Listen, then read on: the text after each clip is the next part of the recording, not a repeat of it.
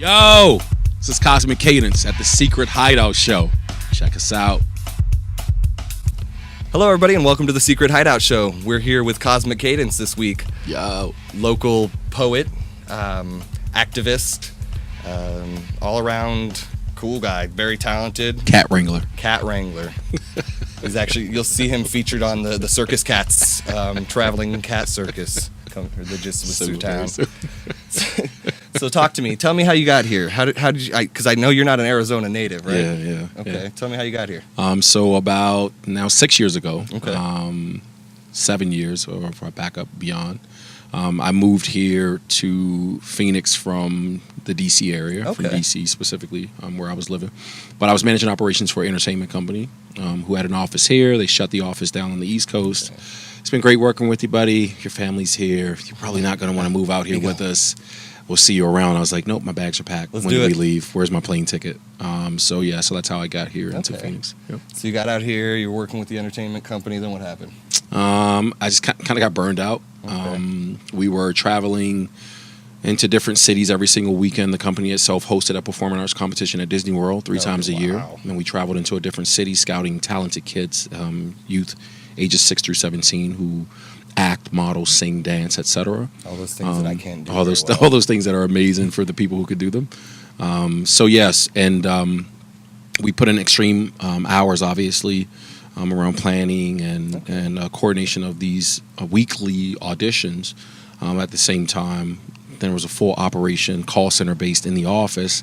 Which is how we got people to come out and registered for the different time slots of auditions that we held on the weekend. So it was a lot of work. Once we got out here to the East Coast, or from the East Coast rather, out here, the hours just became excessive.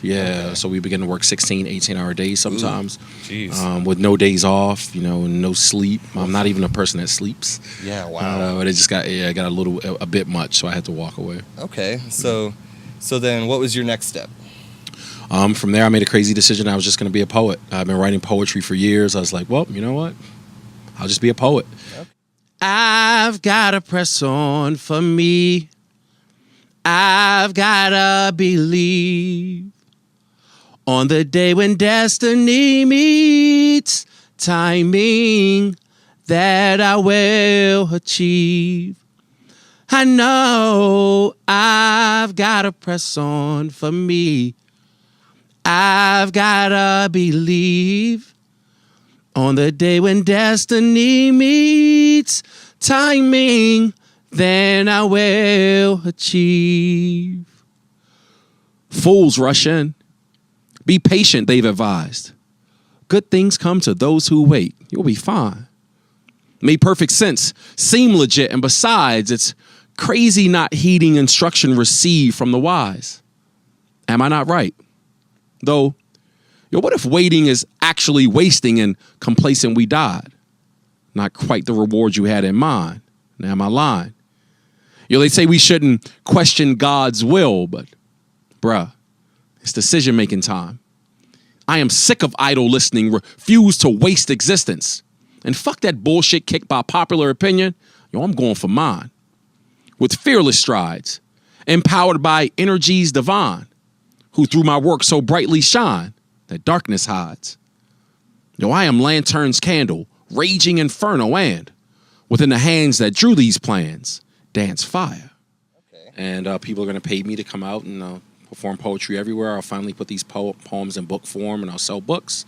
I'll perform poetry, and I'll do some speaking engagements, stuff like that. And it'll be dope. I'll be able to pay my bills and live a life. And it's working out for you? No, it didn't work out in the beginning, of course. It was crazy. It's a very crazy thing, like the cat wrangler lady, cat circus lady.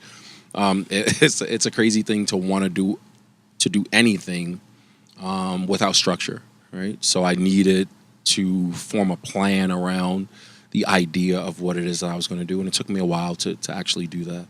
Okay. And there's some space of homelessness in between, fused into the story, and like literally homelessness, like sleeping on the street, homeless, or riding the light rail, sleeping. Like it was dope. It was cool. It's fun stuff. Bird baths and and restaurant bathrooms and coffee shops. 24-hour coffee shops are. Thank goodness for them. They were awesome. But yeah. So it didn't work out exactly as I thought that it was to begin with, but obviously, It's come full circle. it's come full circle, and it's still developing, it's still opening up. So things are working out pretty good for me. So then, how did you come out of that? Then how does one decide to be a poet full time and then pull themselves out of a situation like that? At the point of homelessness, I realized that I had sacrificed so much already, and there was no way I was going to turn back. I'd already kind of stepped out on my crazy, and I was like, well, I'm at rock bottom. Like, I'm here. I'm on the light rail sleeping, Committed. you know what I mean? So I was like, well, I don't think it can get any worse than this.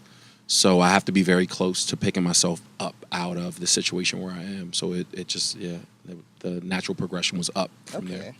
So I took a look at your website. You got a lot going on. You've got your YouTube videos. You've got your blog. You've got Qosmic Academy. Am I saying that right? Yeah, the Qosmic Academy series. Let's talk about that. Yeah, so I began to live in my crazy, and had a few organizations and a few individuals who were in very influential places, like Phoenix Center for the Arts, for instance, namely Joseph Benish, executive director. Shout out to Joseph Benish, who believed in my crazy so much that he allowed me to come in and conduct this Qosmic Academy series of workshops for the youth that were steered around more youth empowerment than they were poetry. I don't think that you can teach a person to write poetry. Okay. It's either in you or feel it. Yeah, it's just like, I can't teach you poetry. I can teach you how to write like me, but that might not be, you may not be a poet afterwards. You'll just sound like Qosmic if you consider what I do poetry.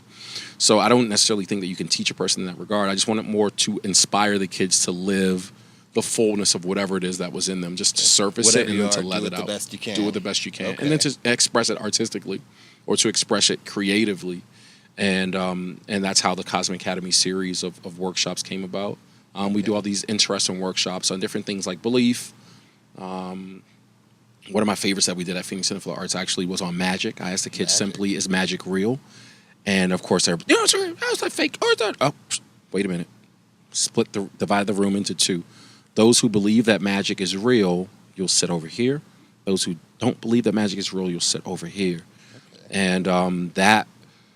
And I explained to them going in, I said, we're going to have just a very good discussion on magic. Nobody is to attack anybody else's position on magic. All we want to do is we want to hear everybody out respectfully. Is magic real, yes or no, and why?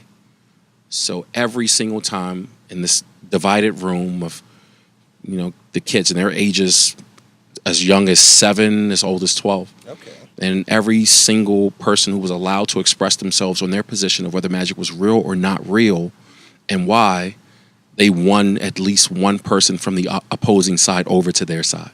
I said, you know what? He's right. Magic is real. And they get up and they change sides of the room. Wow. And then every single time that happened, there was one particular little girl who just she would not be like, nobody would sway her from her position. She's like, magic is real. And her expression of why magic was real, I still use as motivation to this day. She said, she created this piece, a story. I had them create a story at the end, which is something creative. And she wrote a story about, there was once a people called non-believers. And they didn't believe that magic was real. And because they didn't believe that magic was real, they would miss out on all the opportunities to do the things and enjoy the life that the people who believe in magic do every single day. And she says magic, and she goes on to say, this is true because discovery is magic, So those who aren't literally putting themselves in spaces of discovery are going to lack magic in life. And I was like, little girl, who raised you? Right? Where'd you come Yoda, from? like, yes, where'd you come from? And it's so true. Magic is whatever we make it, whatever we believe it to be. And those who don't believe in it, of course, are reducing themselves to a life of non-magic. Well, that's what I always tell people. I'm like, even if you don't believe in what that person believes in, why would you want to take that ability to feel that away? Yeah. Isn't that interesting? Right? So I don't believe in magic, and neither should you. Well, who are you? Yeah, or why would you take that happiness from me? I want to be like, I don't want you to learn how to do art. I don't want you to learn how to do math or write or anything. Exactly. Closed-mindedness is like, it's really dangerous. And I think that it's a thing that runs rampant in the society, which art is supposed to be felt and interpreted in a soulful way, However your soul interprets the art makes it art. But for me to tell you what art is and how you should interpret it and how you should receive it is bad. That's manipulation. Why are you here? I ain't got no worries. I ain't got no pain. All I've got is happiness and peacefulness to gain. My world is filled with sunshine. My world is filled with glee. My world is filled with grace and endless possibility. See, I ain't got no heartbreak. I ain't got no shame. All I've got is lessons learned, appended to my name. My life is filled with purpose. My life ain't mine to keep. I almost lose it every time I live it selfishly. See, I ain't got no worries. I ain't got no pain. All I've got is happiness and peacefulness to gain. In the honor of my name. But why are you here? Now, you think you were born to work a 9 to 5, to consume all this world's resources, pay bills, collect bullshit, and die. That's a motherfucking lie. Our purpose is cultivation of life through extraordinary strides. And unless the way is pay for future generations, how the fuck are they supposed to survive? You see, we owe them our lives. And I ask why. Why are you here? On canvas of realities, angelic human beings drawn from me, from every dream I've dreamed. A glow of peace so comforting, with blissful energies, gifting smiles inside out, sunshine's jealousy. Without wings I can fly. Your love lifts me high, higher than sunshine over clouds. Without wings I can fly, high above the sky, higher than angels are allowed. Your presence stirs a life force, powerfully like TLC. I missed you every moment past before we came to be. Not like first sight, more like first scent, the sense of souls indulged. You see, without touching physically, our essence fell in love. An ad-free and commercial-free subscription option, while paying artists and labels the highest rates in the world for music streams and merchandise sales. I had a local poet actually say something similar to me today, or not today, yesterday. I'd spoken to him on Facebook, and I was talking about some of his pieces and how they made me feel and what I interpreted them as, and he told me that every poem he writes, once he's done with it, it's no longer his. That's right. That's right. I was like, oh. That's right. I was like, wow, I hadn't thought of it like that before. That's amazing. Once you dump it, it's not your. So I don't necessarily write poetry. I don't write that way. So we're joking about the cat lady in the cat circus. If I had to write a poem on cats, it would suck. If I sat down right now and wrote a poem on cats, it would be horrible because I cannot force myself to write topically. It just has to come to me. And when it comes, I dump it out, and that's it, and it's not mine. Now, conversely, one of the things that I've done around the poetry, because I know that it's not me, so I detach myself in creative space to just get out whatever this, the energy is beckoning me to get out. And I would look at these poems sometimes afterwards. I read through them. I say, "Oh my God, that's the best poem I've ever written in my life." That is the absolute best one. Like I'm nervous that I won't be able to ever top that. So it's not me, doing it. So every time I write something else, I'm like, yes, source didn't give up on me. I'm still being channeled through to create this art. That's my favorite book is Lisey's Story by Stephen King, and he talks about this great pool that we all come down to drink from, and it's the pool of literary expression, honestly, and it's the whole basis of the book, and that that's where he's a writer, and it's everything he comes from. Wow. Is that channeled force right. of light, of energy, everything, of magic, of inspiration. Yeah. Okay, so let's talk a little bit about Poetic Soul, because I heard Eric talk about it a little bit with us last week, and honestly, shout out to etc. Right? Amazing, Eric Classen, that guy. Yeah, he's blown my mind the past couple weeks. Yeah, he's awesome. But I want to know where that came from. Where did that start? The actual event? Yeah. So I've been a part of, kind of forced my way into arts and culture, the arts and culture scene here, having decided after walking away from the entertainment company, I was just going to be an artist. So naturally, if I'm going to be an artist, I was like, well, I need to kind of engage with the artist community here. So after about 6-7 months of hiding out at home, you know, just sharing poetry on the internet, I really had an ambition to go viral on social media. And then when that wasn't happening, stupid social media people didn't make me go viral. They make me rich from algorithms. Home. Stupid algorithms. It's the algorithm. It wasn't my art, obviously. But so then I decided, you know what, I need to get out into the community and perform at some events. So I would come out to the different local events. I'll just go viral in the community. This will be dope. So headed out to a bunch of different open mics. And I just realized some things coming from that production background and entertainment. I realized that the open mic just sucked. You know, the way it was the presentation of the art, the different art forms and the different artists, they just weren't being showcased properly in a way that would make a person that wasn't like me, just crazy arts lover guy. How could we draw out other people to respectfully take in the art? And there were some incredibly gifted artists in all of these spaces. So I just kind of endeavored to share some of the tips and techniques that I learned from working in entertainment with some of these other event producers. And most would say, yeah, whatever. And, you know, some would incorporate, you know, some, but there's just a lot of things that I noticed that were kind of being done wrong, you know, so to speak. Well, it feels less like a showcase of talent and more like a dog show. Exactly. More like a dog show. Which is unfortunate. Or more like some little coffee shop production where it doesn't matter as long as we have a microphone and people who are willing to listen, then we have essentially an open mic. Those are literally the ingredients for an open mic. Those are the only ones I've ever seen. And that's it. So what I did around Poetic Soul is I turned Poetic Soul into a production. So I turned the open mic into a production rather.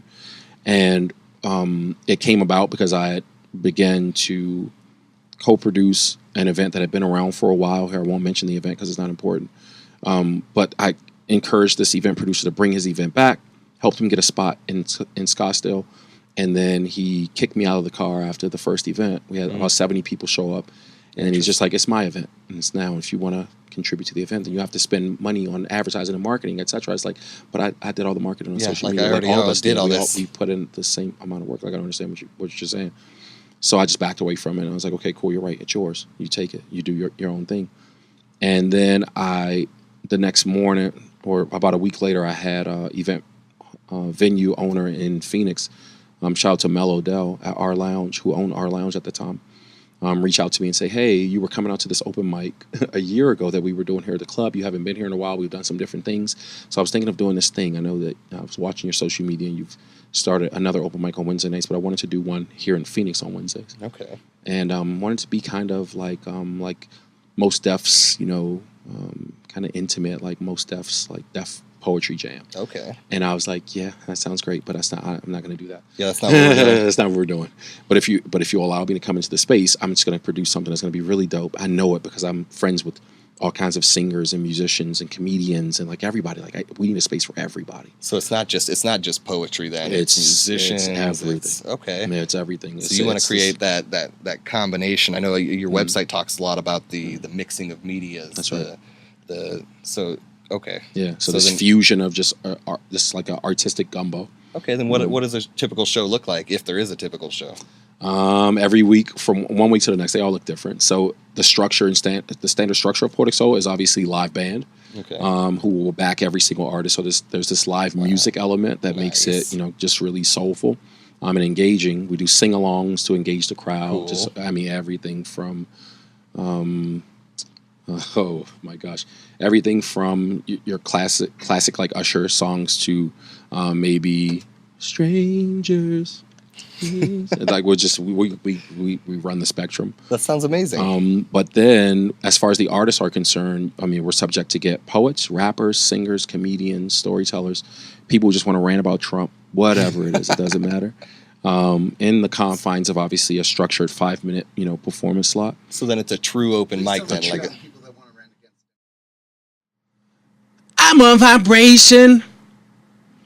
I'm a vibration. Source of spirit, energy, divinity, empowered all things cosmic in relation. Love's a vibration. The highest vibration. Like power in this avatar, same as every shining star. Love's a vibration. Mad scientist or mastermind.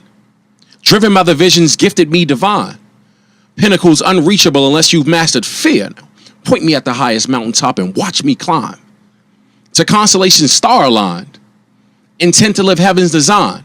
You know, that's why every stride's proof my mama wasn't lying when she said, boy, don't worry about your life, you're gonna be fine. She said, mistakes, they come a dime a dozen.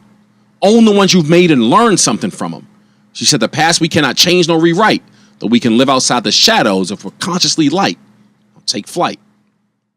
I can make my dreams realities. Live the mighty visions I have seen. I can make all of creation manifested self inside of me. I can make this life do what I want. I can make the whole wide world stand up. I can make this man's soul levitate on eagle's wings. Bring him into consciousness where action is a common thing. I can make this life do what I want. I can live my life amongst the stars. I can make this life do what I can make this life do what I want.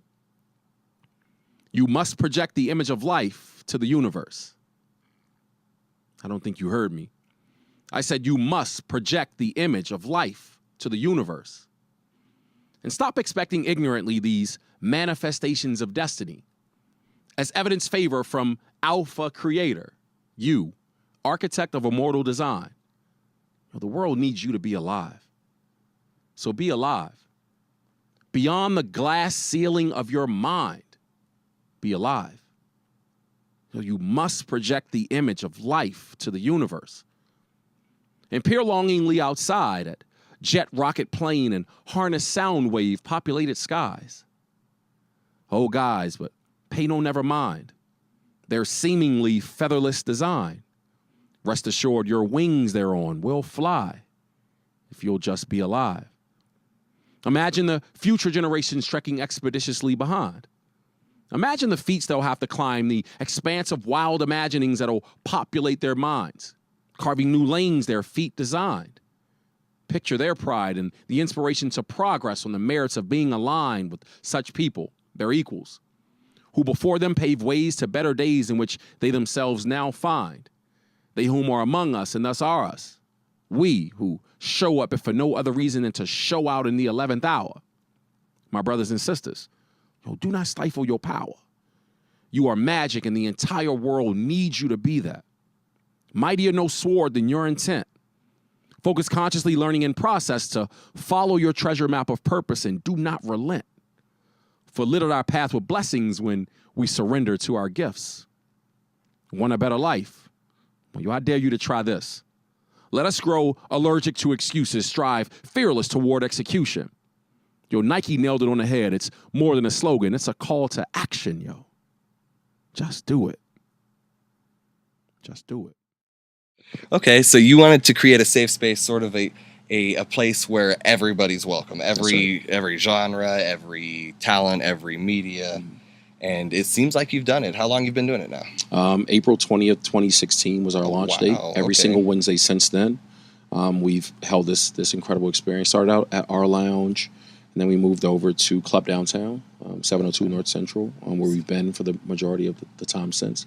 But every single Wednesday, actually this Wednesday, we celebrate our 150th show. Really? This coming Wednesday. So that's impressive. And 50 of these things, and then 150 consecutive. So we've never taken a Wednesday off. Wow. So it's just been phenomenal. We draw out now. I think our average number of attendees is 175 per week. Woo! So we put 175 people into a building to literally scream and cheer and sing together and have an enjoyable experience around independent artists and independent artistry, just the magic of community coming together to just love on each other. That's amazing. Really we need to figure out what you're doing and try to work it through the rest of the scene because honestly, show attendance lately has been kind of dismal unless you've got a dedicated fan base anymore because nobody cares. They can find it on the internet. They can find it on the internet. Unfortunately. So I think that the issue, and it's not a thought, this is a reality. The issue is that these spaces are no longer communal.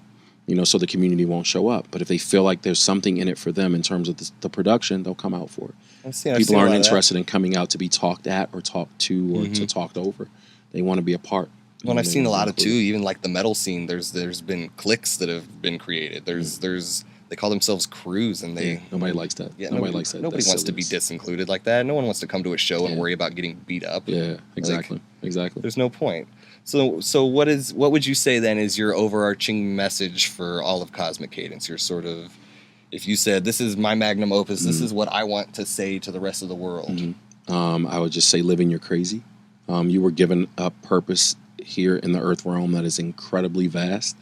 There's some magic in you that only you have the power to unleash and to be a blessing to those around you. This life is not for you. The gifts were not given to you for you. There are quite a few who don't even believe that they actually have or they're in possession of gifts, right? So maybe you aren't. Maybe you don't have the ability to sing or to dance or to rap or to, whatever it is. I think that all of those are things that can be cultivated. Yeah. Some will do them differently than you, maybe more powerfully than you. Doesn't mean that you can't teach yourself to do them. But at the same time, you were blessed with an ability to do something extraordinary or some things extraordinarily, and you should take the time to focus on what those things are, learn what those things are, and then give. Maybe you have organizational skills that are like incredible. Okay. Maybe you're like really good at a calendar and like keeping things on point, and you can help a person with those things. But everybody has some kind of a skill, right? And some kind of a skill set that can be complementary to the rest of the world. So as long as you're putting good out, good will come back. Good will come back. That's just how it is. It's a cycle. You put bad out, bad comes back. It's just a cycle. You put good out, maybe some bad will come back. It's like Abraham Lincoln said. He said, I do good, I feel good. I do bad, I feel bad. That's right. Okay. That's right. So then what do you have planned for the rest of this year then? What do you want? What's coming up? A whole bunch of stuff. Just whatever happens in the space of alignment will happen. I have a desire to see Poetic Soul grow beyond just a weekly Wednesday night. However, we branched out into LA last year, which was really good. For about 10 months, we hosted Poetic Soul Los Angeles on Hollywood Boulevard every single Thursday. It was amazing. Impressive. To kind of bridge the gap between artistry in LA and artistry here in Arizona, to give those artists from LA, and I fostered so many great relationships, and I've been able to bring artists down here from LA and take artists from Phoenix up to LA to perform on Hollywood Boulevard. We have to cross stars to get into this venue. It was amazing. Like we're walking on stars. So cool. Yeah, so that to kind of shape dream space was amazing. I grew up in DC looking at like the Hollywood Strip, like, yo, like that's amazing. So to actually get a chance to do something in that, how do I get there? And then I got there and I was like, okay, cool. So I almost felt like I forced a lot of things to happen last year through the space of desire, passion, hard work, and some manifestation. But overall, I just want to be in flow, for this year. So the vision to take Poetic Soul beyond Wednesday nights is a process, that needs to unfold in its own special space. But Poetic Soul is not the only thing. Poetic Soul is just one. It's not even my dream. Poetic Soul is just a part of a big piece. It's just a part of what was given to me as a responsibility to produce here. And we've done so successfully for 3 years. So then if that's not your major dream, what is the end goal? What is the... I want to be an astronaut, a star chaser. Okay. My ultimate, I don't like to say end game because end is so final. It's like finito. Right. It's like once I do this, I'm like, right. You know what I mean? Like there's no end. Done out. I don't think that you can't retire. The society does this thing with retirement that's so weird to me. You cannot retire from purpose. Whatever your purpose is, you can't just one day say, all right, I'm done with that. Like, so I don't have an end game. I just want to realistically use all of my magic to do as much as I can to change the world around me. I don't have an aim to say, oh, I'm going to change how the world hears blah. Like I just want to use everything that I have to shape and mold a better space around me. And then whatever comes as a result of that, whatever great. resources, doors that open, or broader opportunities that come, you know, as a result of the space that I've kind of created around myself. And it says, okay, cool, let's take this thing from a Wednesday night into a festival. Awesome, let's do it at a stadium and put 100,000 people in here to do this. Or let's do whatever it is that, you know, the universe has for the thing in terms of a progression. I want to get more of the scene involved. I think your ideas are huge, and I think that you need more backing in the scene. I think that would be really great to get all the local artists on board with that kind of stuff and really push towards it. I think it would be amazing. Yeah, I think unity. What's your hashtag, Sean? My hashtag, Cause a Scene AZ. Actually. Oh, yeah, Cause a Scene. Yeah. That's dope. I like that. Yeah, it's a couple of my buddies and I. We're all trying to create sort of a community in the Arizona music scene, regardless of genre. Yeah. That's why we've been putting on a lot of shows. I think that you have to, and that's it's really key that you say that, because that is a driving force for me. I feel like if one individual is responsible for blowing up Arizona, we're in trouble. You know, like blowing up the scene so that the world knows that Arizona's on the map. But collectively and collaboratively, because you take a bunch of magic and throw it on one stage, it's so much more enjoyable to come in and just appreciate a plethora of artists and artistry, as opposed to saying, "Oh, well, Sean's the guy. We're all showing up just to see Sean." And once you're done with on stage, we all leave. Wants to stay. Yeah. And that's really weird to me. And then that's ego driven also. So I was having this conversation over dinner. I feel like celebrity kills community. And what happens in a space of celebrity, and so I don't like for people to celebrity me or like, oh, he calls because this. Like, I'm just doing my part. A local celebrity. Yeah. What happens is we give these people celebrity, and then we cast them out into the stratosphere, and then we call them stars. And a star is way out there, bro. But the only thing is, when we create stars, we do not just create stars and they're stars forever. We tie this little string around their ankle. And the instant they do something that we don't like, we snatch them out of the sky. Yeah. And then instead of me saying, or instead of, say me as an example, instead of me saying, oh, well, Kanye, I don't like you, I don't like your position, I say, Kanye, you're an idiot. Like you're unworthy of this status that I gave you as a star. Yeah. And you're not on my level when I snatch you out of the sky. Now I'm lording over you. So you're beneath me as a star. That's really bad. You know, so those things in my mind kill community. So the way that we foster better relationships in the community is just by working together and putting the ego down. The ego is not important. Exactly. You know, but everybody can be dope in a space. Just because I say Sean's an incredible vocalist, he's an incredible rapper, he's an incredible this, that, or the third, it doesn't mean that I minimize somehow my gift and somehow all of a sudden now I became less of an artist because I said you were great or because I cheered for you while you were on stage. So I screamed for, I don't care what environment I walk into. You know, if good is good, I'm screaming for everybody like, yo, what are you doing to my soul right now? Right. And it encourages everybody around me to do the same thing. They're like, oh, it's okay for us to cheer for a person without, you know, feeling weird. Like, yeah, cheer for them. It's not a competition, bro. No, we can all be great. Exactly. So, and if you can make somebody feel something through your art, why would you want to put that person down? Right. It's not. Everybody's magic is different, so I need the other people in the room to be magic also, in addition to mine, because everybody's not going to like the way that I just delivered a point. Even I'm sure maybe there's some people who listen to what I just said who don't agree, and that's cool, right? But they'll listen to your perspective and say, "Oh, I can go with that." Cool. That's the point. Is that you'll find a little bit of everything that you like through everybody who's going to share. Well, it's like local artists who refuse to open for a show because they feel like they've got more pull than is necessary. Right. And it's like. Right.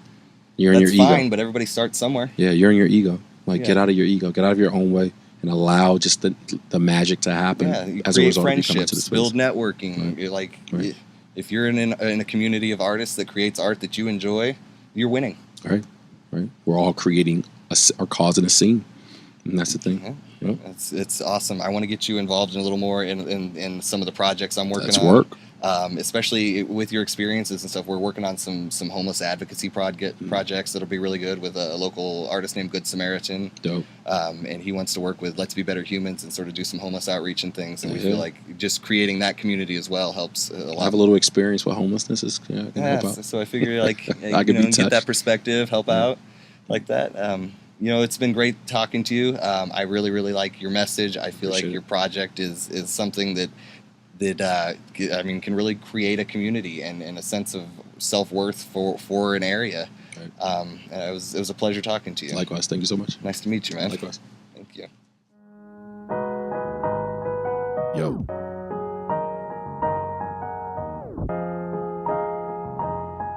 Yes, sir. I can make this life do what I want. I can live my life amongst the stars. I can make this life do what I can make this life do what I want. I can make this life do what I want. I can live my life amongst the stars. I can make this life do what I can make this. Yo, I can make my dreams reality. Live the mighty visions I have seen. I can make all of creation manifest itself inside of me. I can make this life do what I want. I can make the whole wide world stand. I can make this man's soul levitate on eagle's wings. Bring him into consciousness where action is a common thing. I can make this life do what I want. I can live my life amongst the stars. I can make this life do what I can make this life do what I want. I can make this life do what I want. I can live my life amongst the stars. I can make this life do what I can make this. yo, I can make my dreams a reality. Live my destiny in totality. Mama said my life won't be fine if I bear in mind keeping my words a man's best quality. Speak to life and do it just like Nike said. Take action, don't sit idle by that time's dead. Baby boy, don't focus on the blimp. The entire world is truly yours as long as you remember this. I can make this life do what I want. I can make this life do what I want. I can make this life do what I can make this life do what I want. I can make this life do what I want. I can live my life amongst the stars. I can make this life do what I can make this. I can make this life do what I want. I can live my life amongst the stars. I can make this life do what I can make this life do what I want. I can make this life do what I want. I can live my life amongst the stars. I can make this life do what I can make this life do what I want.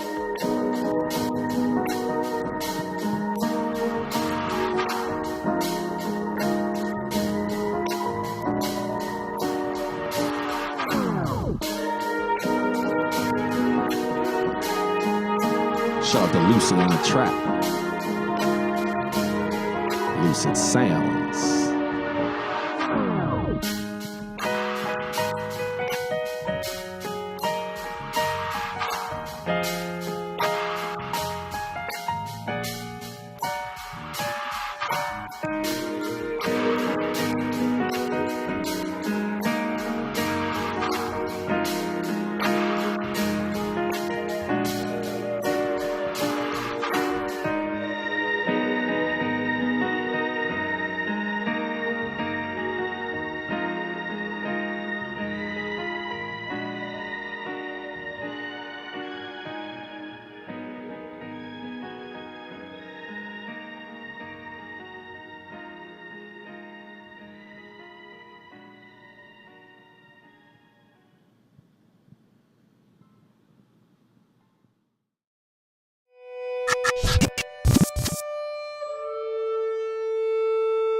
Music, like any art form, can easily be taken for granted.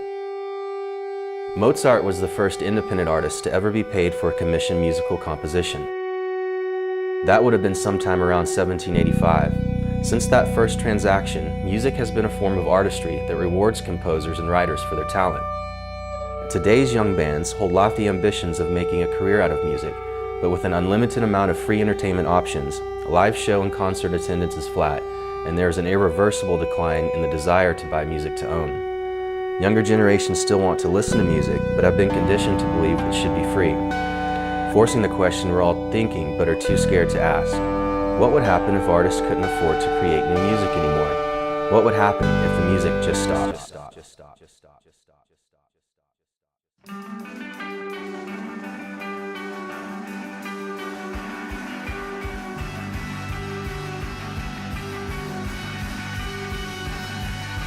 I'm Damon Evans, founder and CEO of Arena Music. Arena Music is the most innovatively disruptive business model the music industry has seen since Napster. It stands alone from other platforms that solely rely on subscription revenue by leveraging free music streaming to attract the listeners we convert to merchandise customers. Arena was formed by working backwards into the solution. We started by saying we want to pay artists a full penny per stream. Then we set about the task of figuring out just how that could be done. When you hear about an artist streaming 10 million tracks on Spotify, or that an album has been in the top 10 at Pandora for 2 weeks, it sounds like a really big deal, but you have to understand how paid subscription services work. From every monthly $10 subscription payment, the platform keeps $4 for overhead, leaving just $6 to be divided between all the tracks streamed by that user in a 30-day period. It's a little-known secret that the most commonly used streaming services are either financed by the major labels or in some way partnered with them. So all this really means is that the deck is beyond stacked against independent artists. It's easy to guess which tracks and titles will get the lion's share of that remaining $6. As a result, artists are struggling to manage the decision between growing their fan base by streaming their music or monetizing their content through some other means while limiting when and how their music is streamed. This is why we say music subscription services are where musicians go to die. This is clearly evident in the fact that not one single subscription platform in existence today, whether publicly traded or financed through multiple rounds of venture capital, has ever turned a profit. Subscription revenue alone simply cannot advance music creation.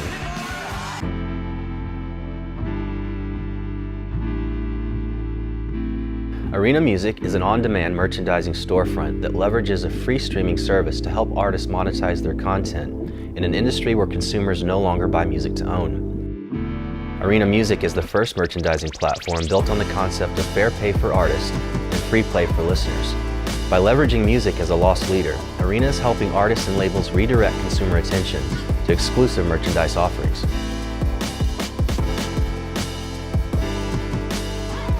What makes Arena unique from all existing streaming platforms is its ability to monetize an ecosystem with outside industry revenues. Arena's merchandising service also manages the bulk merchandising needs for touring bands, as well as nationally recognized brands who sell soft good products in the automotive, medical, and outdoor sports industries. Being this diversified has allowed us to give music consumers what they want, an ad-free and commercial-free subscription option, while paying artists and labels the highest rates in the world for music streams and merchandise sales.